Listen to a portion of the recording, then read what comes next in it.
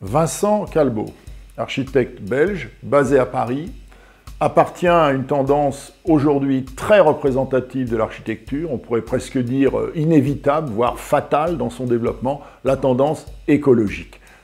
L'éco-architecture, devenue une absolue nécessité sur fond bien sûr de réchauffement climatique, de crise environnementale avérée et largement reconnue aujourd'hui, donc exigeant de la part de tous que nous sommes une réponse, mais des architectes en particulier. Pourquoi? Parce que l'architecture, on ne doit jamais l'oublier, est très très fortement consommatrice d'énergie, consommatrice de matériaux, évidemment très polluante aussi, et de fait, cela explique pourquoi depuis les années 2000, notamment au niveau planétaire, on a mis en place un grand nombre de procédures pour simplifier HQI, haute qualité environnementale, c'est-à-dire une manière de faire en sorte que bâtir soit le moins polluant, le moins destructeur pour les écosystèmes possible.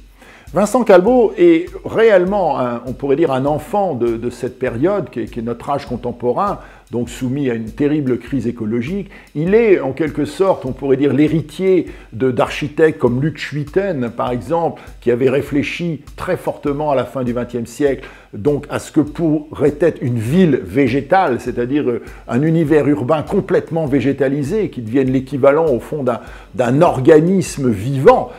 Également les architectes du biomorphisme, ce qu'on appelait le biomorphisme, à la fin du XXe siècle aussi, c'était ce courant d'architecture qui regardait très fortement, de très près, avec une grande méticulosité, les formes créées par la nature pour essayer de s'en inspirer, étant évidemment plein de la conception, donc de l'idée qu'une conception écologique de l'architecture ne pourrait être qu'une bonne chose.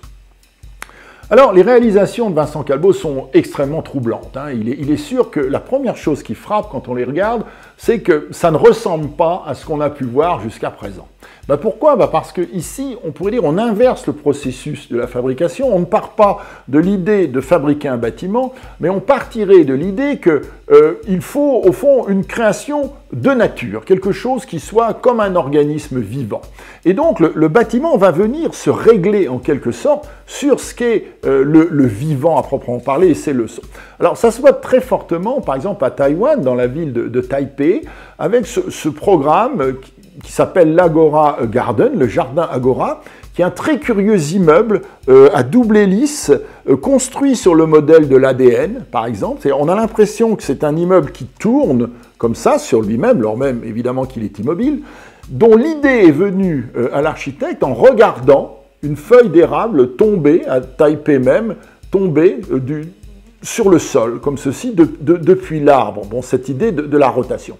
Alors, cette notion d'arbre est importante. L'immeuble, l'arbre, chez Vincent Calbeau, il y a toujours l'idée que nos écosystèmes doivent devenir l'équivalent des forêts, par exemple, non pas des structures qui polluent très fortement, mais au contraire, qui permettent de réduire l'empreinte carbone. D'où, évidemment, en plus de la forme de l'immeuble, des nécessités impératives, récupération d'eau, parois doubles, donc double pot, comme on dit, avec les circulations d'air qui exploitent les vents locaux, qui permettent d'éviter au maximum la climatisation, panneaux photovoltaïques, tous les moyens possibles pour produire ce qu'on appelle des bâtiments passifs, c'est-à-dire qui ne consomment pas ou très très peu d'énergie pour fonctionner.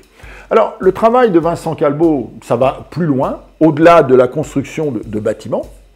Ce sont aussi des projets où finalement la nature rentre dans le bâti.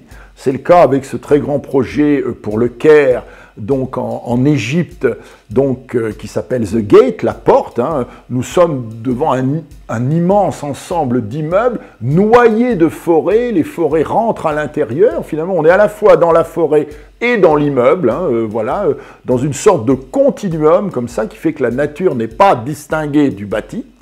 Également, ces projets non construits encore, tout à fait étonnants, des fermes urbaines, pour New York notamment, le fameux projet Dragonfly, tout à fait stupéfiant.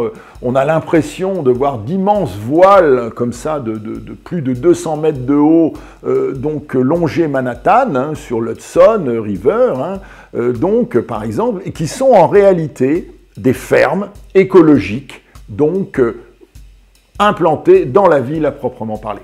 Alors, Vincent Calbeau, bien sûr, l'écologie, le souci du vivant, le souci de l'humain, évidemment, donc de produire des lieux de vie qui ne soient pas des lieux de la destruction, et donc qui soient aussi des lieux de refuge, des lieux d'agrément, des lieux où finalement l'on peut exister dans une certaine sérénité par rapport au milieu macrocosmique, pourrait-on dire. Ça explique par exemple aussi ces projets comme les Lilypads, qui sont des îles, donc des îles flottantes, que l'artiste, enfin je dis l'artiste, l'architecte a conçu, en tant qu'artiste, ici au fond, puisque ce n'est pas encore fabriqué, des îles pour les migrants notamment, prenant en compte le fait que, hélas, les difficultés économiques du monde contemporain, l'inégalité donc économique fait que certaines populations restent dans des conditions de vie si difficiles qu'elles n'ont de choix que de partir et que de migrer.